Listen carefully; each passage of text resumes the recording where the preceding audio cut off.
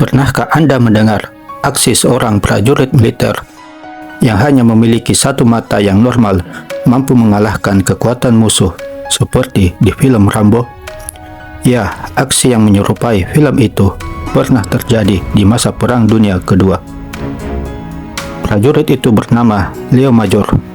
Dia adalah satu-satunya orang Kanada yang pernah 2 kali menerima medali penghargaan tertinggi di pasukan gabungan dalam perang yang berbeda.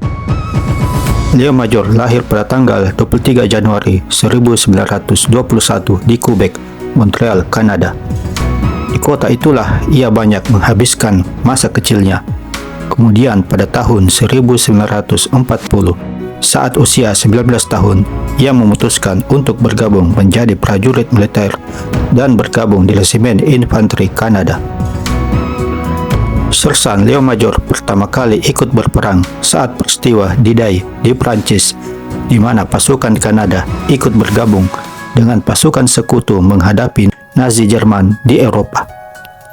Tepatnya saat pendaratan di Normandia tanggal 6 Juni 1944. Pada saat sekutu mulai menginvasi daratan Eropa lewat pesisir utara Prancis, Major sudah menunjukkan prestasinya, di mana ia berhasil merebut kendaraan lapis baja milik Jerman tanpa bantuan prajurit lain.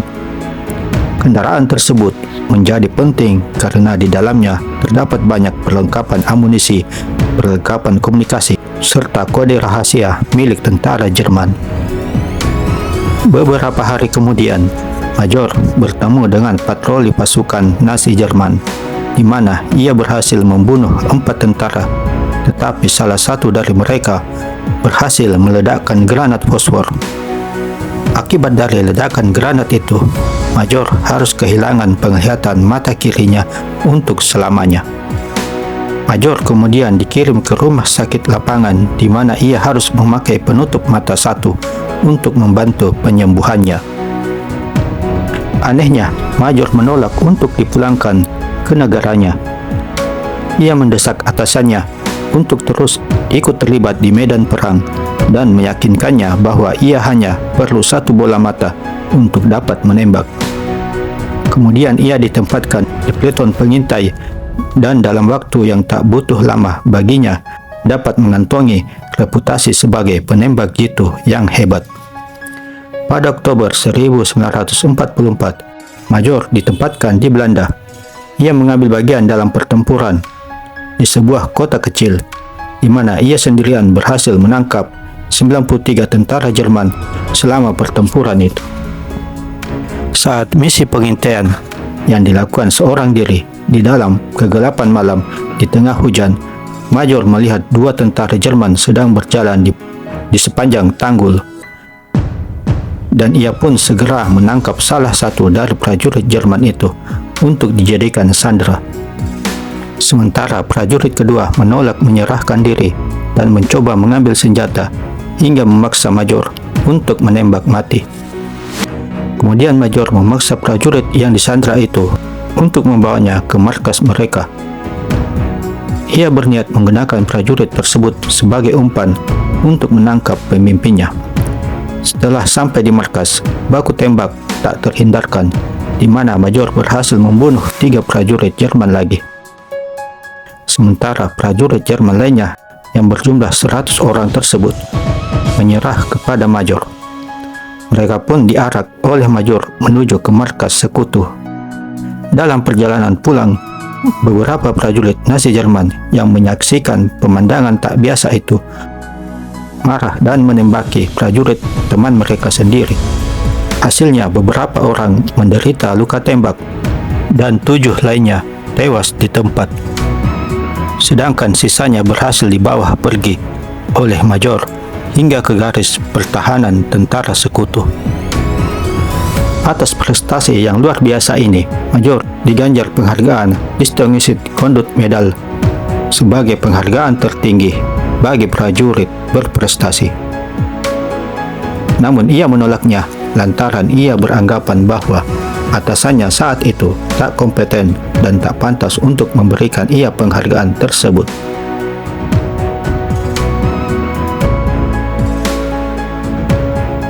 Pada tahun 1945, Leo Major berhasil membebaskan seisi kota Zuel Belanda dari pendudukan Nazi Jerman yang dilakukan seorang diri.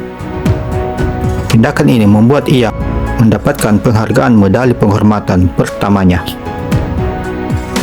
Pada tanggal 13 April 1945, Resimen Infanteri Sekutu sedang bersiap untuk menyerang kota Zuel di Belanda yang dikuasai oleh pasukan Nazi Jerman. Tetapi pihak Sekutu tidak mengetahui persis posisi pasukan Jerman yang ada di kota tersebut. Kemudian komandan pasukan Sekutu meminta 2 sukarelawan untuk menyelidiki posisi pasukan Jerman sebelum artileri mulai menembaki kota. Prajurit Leo Major dan temannya, Kopral Willy Arnall, mengajukan diri untuk menjalankan tugas pengintaian ke daerah musuh. Rencananya, kota ini akan dibombardir oleh artileri Sekutu dan hal ini ingin dicegah oleh Major dan rekannya untuk menjaga kota tetap utuh. Kedua prajurit ini memutuskan untuk mencoba merebut kota Zuel sendirian meskipun mereka harus berhadapan dengan pasukan Jerman. Sekitar tengah malam, Major dan temannya, Kopral Willy Arnall, memasuki batas kota Zuel yang dikuasai oleh pasukan Jerman. Tanpa diketahui, tentara Jerman melihat mereka hingga terjadi kontak tembak yang mengakibatkan tewasnya Kopral Willy Arnall. Hal ini membuat Major marah dan berhasil menembak mati 2 prajurit Jerman dan yang lainnya melarikan diri dengan kendaraan. Hingga akhirnya Major memutuskan untuk melanjutkan misinya seorang diri. Saat memasuki kota Zuel, ia melihat seorang prajurit Jerman sedang mengemudikan mobil seorang diri. Kemudian Major menyergap dan menangkap pengemudi Jerman itu. Lalu ia meminta untuk membawanya ke tempat komandannya berada. Setelah bertemu dengan komandan prajurit tersebut, ia kemudian menyampaikan bahwa tentara Sekutu telah mengepung kota ini dan akan segera melancarkan serangan dan menghabisi seluruh tentara Jerman jika pasukannya tidak segera angkat kaki dari kota ini. Setelah itu Major pergi dari tempat tersebut.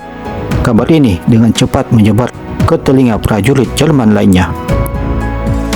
Major kemudian berkeliling kota dengan menembakkan senapan mesinnya dan melemparkan granat serta membakar beberapa bangunan di kota itu. Hal itu ia lakukan untuk memberi kesan seolah tentara Sekutu telah mengepung mereka. Namun Major pastikan bahwa tak ada penduduk kota yang terluka akibat aksi cerdiknya tersebut. Mendengar suara tembak dan ledakan granat di berbagai tempat, pasukan Nazi Jerman mulai yakin bahwa pasukan Sekutu memang telah mengepung mereka. Maka dalam waktu sekejap, para prajurit Jerman di kota itu telah hilang melarikan diri. Pada pukul 4 pagi, Major yang kelelahan mengetahui bahwa pasukan Jerman telah mundur dan kota Zuel telah dibebaskan. Mendengar kabar tersebut, pemimpin Sekutu akhirnya membatalkan penyerangan dan pasukan Sekutu pun dapat memasuki kota tanpa ada perlawanan. Semua itu berkat keberanian Major yang luar biasa pada malam sebelumnya. Atas tindakan heroik yang ia lakukan jauh melebihi harapan dan kewajibannya, Leo Major menerima medali penghormatan dari pemimpin Sekutu dan kali ini ia menerimanya.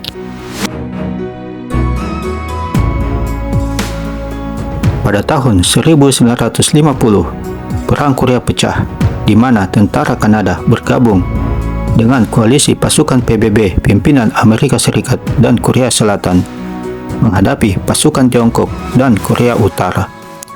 Saat itu, Leo Major yang berusia 29 tahun ikut bergabung dalam pasukan Kanada dan direkrut menjadi bagian dari tim elit pasukan khusus. Pada bulan November 1951, pada suatu pertempuran di Korea, di mana pasukan Amerika menguasai tempat yang dikenal sebagai Bukit 355, sebuah posisi komando yang memungkinkan pihak manapun yang menguasainya mampu mengendalikan lebih dari 20 mil medan sekitarnya. Sementara pihak Tiongkok juga menginginkan bukit itu dan mengirim 40.000 prajurit untuk melawan pasukan Amerika. Setelah 2 hari pertempuran, pasukan Amerika terpaksa mundur dan bukit tersebut berhasil dikuasai pasukan Tiongkok.